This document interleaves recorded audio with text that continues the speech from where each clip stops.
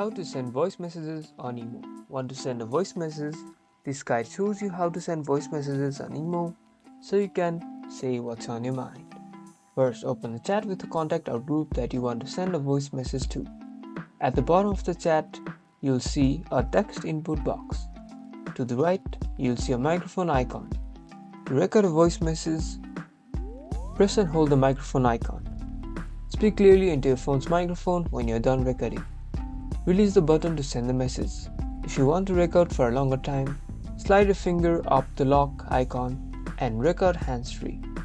Once you release the button, the voice message will be sent automatically. Just like this. You can also preview the message before sending it if you logged it. It's a quick and easy way to send a voice message to your friends and family. You now know how to send a voice message. Get ready to say what's on your mind. Like and subscribe for more iPhone app tips.